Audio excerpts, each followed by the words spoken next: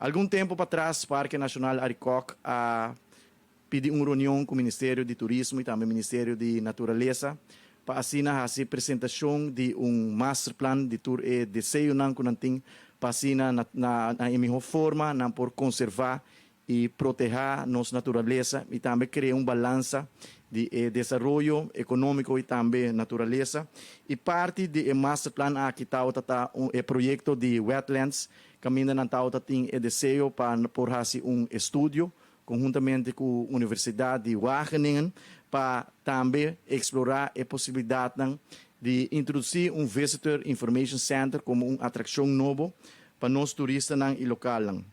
Depois da apresentação aqui, nós assinamos junto com o board de TPF para assim nós discutir diferentes projetos, não somente é de Parque Nacional Aricoc, sino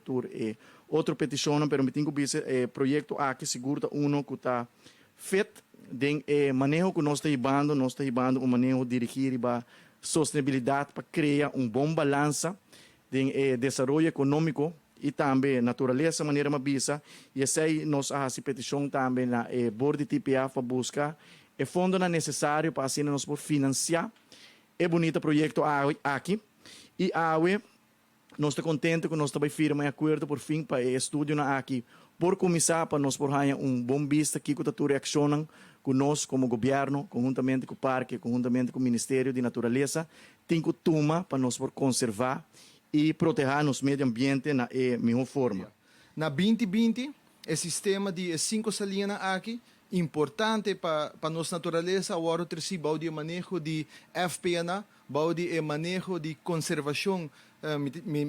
me tribo de visa ativo de FPNA. Essa aqui estava a consistir de 4 salinhas que anteriormente estava a conectar com outro e estava señalar como moerasgebieden, ou na inglês se chama marsh areas. E as 5 salinhas aqui anteriormente estava a conectar com outro e agora convertir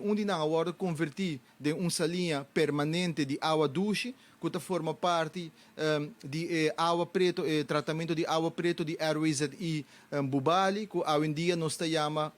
Bubali Plus. Estava tempo que as 5 salinas aqui estavam a conectar com outro e a conexão aqui agora drasticamente impedir e reduzir e hasta me por bisa separar do desenvolvimento humano através de construção de caminda e também o built environment, maneira agora chama internacionalmente, esse conceito de preparar uma área para atividade humana, para assim que não satisfazer o desejo de cidadão de nosso país. Para corrigir isso aqui, na área 2022, meu Ministério de Natureza, com apoio e aprovação do Conselho de Ministros, a instalar grupo, diretiva técnico para trazer projeto para sindicatar ação e plano concreto por bordo assim para conectar as 5 salinas aqui back com outro e o projeto aqui se chama Western Redlands.